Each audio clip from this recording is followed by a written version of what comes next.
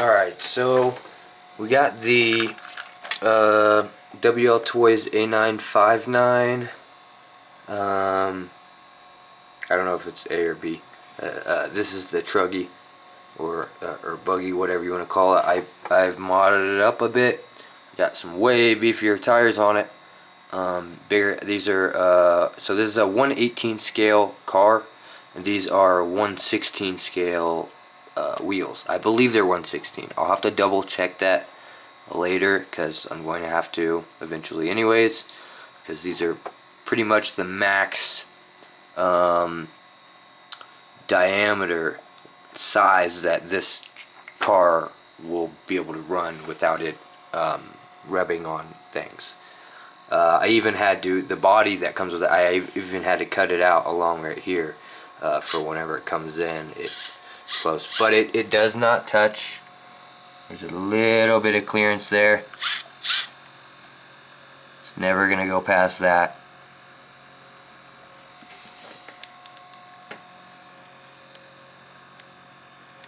Even if it doesn't have enough weight on it typically for it to rub on that, enough for it to really be bad. Anyways, I'm getting off topic.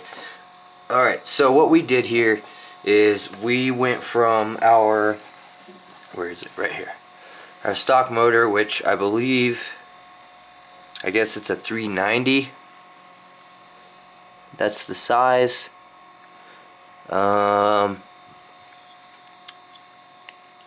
And we upgraded to a 540. I don't know what the KV on these are. I don't know if they have KV. I mean, I'm sure they do, but I guess that's not really a big deal with these kind of motors or RC cars. But anyways, so a 390 size motor to a 540 size motor, and you can see it's significantly bigger. They're about the same length, just much more narrow. Anyways, so I put it on. It was running great, dude. It has so much power that if you full throttled, it would straight up just backflip on its back like a turtle, freaking out. But if you ease into it, dude, this thing goes so fast. I have no idea. I'm gonna guess. I told my brother in the 40s. I told some of my friends I think it goes 40 miles an hour. The car stock, when you get it, it boasts like 25 miles an hour or 30 miles an hour or something like that. I think it goes somewhere around like 20 miles an hour. I would guess, which is pretty fast for something like this. And like when you're driving at FPV, it doesn't feel like you're going that fast, but you get places quickly. And if you're just full throttling on the battery or on the throttle the whole time, especially FPV, and you want a long range, because that's what I did, Crossfire, hello, then you're gonna smoke that motor if you're going full throttle the whole time, 20 miles an hour. I don't need to go 20 miles an hour all the time. I don't. But it's fun to do some little punch outs for like a good 50 feet or so, you know what I mean, or 100 feet or something like that. But I wanted something that I really only needed to go like 15 miles an hour, and that's only to outrun a human on foot or a human on a bicycle, just in case some kid or somebody decides to mess with it, try to steal it, whatever. I want to be able to outrun somebody like that. Of course, driving with traffic and cars would be awesome, but this is a little too small for something like that. I think it's a little too dangerous, just because it's so damn small for other cars to see and things like that. But so I'm not even gonna try that with this.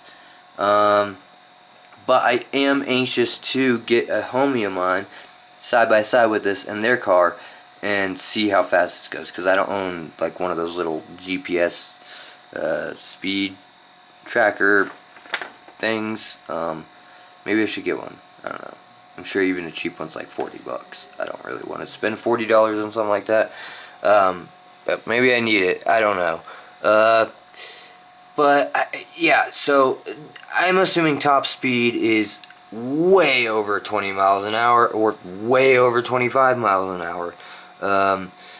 I seriously think it's... I couldn't top it out in front of my apartments out there because we have about, I don't know how many feet, but in that particular area for sure there's 2 speed bumps, and in that whole stretch is probably, I would say, close to 200 yards, but there's 2 speed bumps there, and so it's like it's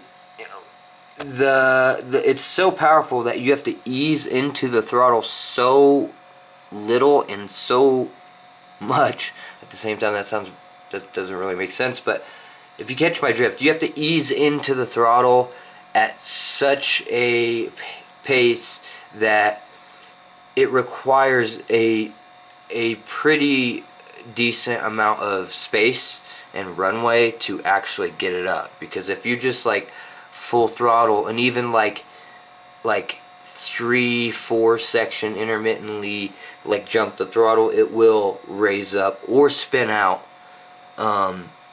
And it's so small and has such a good weight for how small it is, and like good enough traction that it is very squirrely in between or before it gets to the spinning out or raising up on the front end.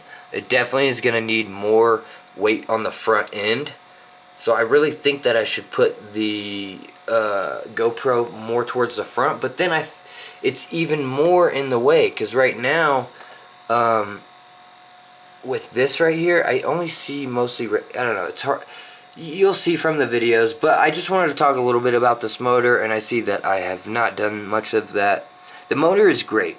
It's a super cheap motor. I think if you buy it from China somewhere, you can get it, and it's not, mine's from China. Don't get it twisted. I just got mine on Amazon Prime is the only difference, and I probably paid like $4 or $5 more than what I could have paid for it if I bought it from China. I paid $17. It came with the required mount to fit this, and the required pinion gear right here. That literally, okay, so this is a really important thing that I should have said from the beginning.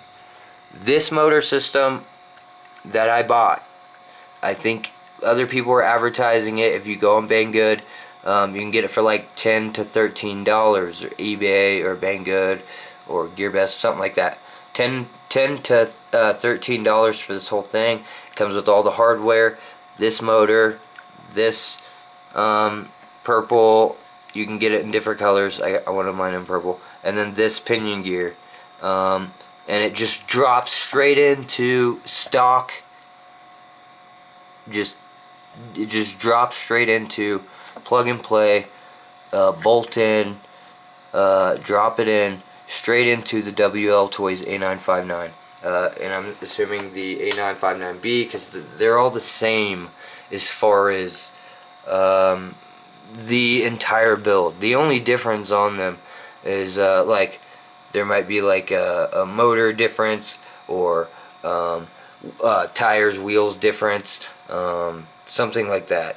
But yeah, the frame of them is the same. So this literally, I learned this from somebody else, and I'll have to look him up again, and so I can give a shout out to him, because he kind of like gave me reassurance on even buying this one. I have one this same size already, but I didn't have this, and I was looking at, I needed one quick so I could use that, or just in case this motor did decide to go out on me, because it has smoked on me a couple times.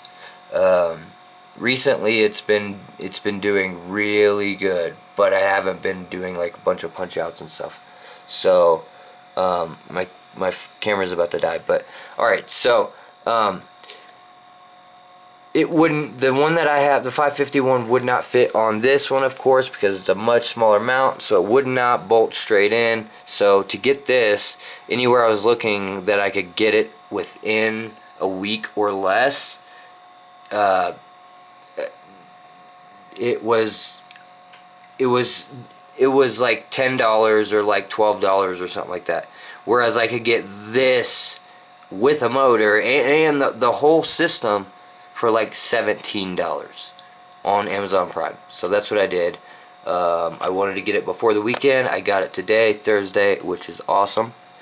So it's in, it's working, it's crazy, it is insane. It's way more power than I'll ever need, but I like it because it makes the throttle so much more full, if that makes sense. Like, it's so much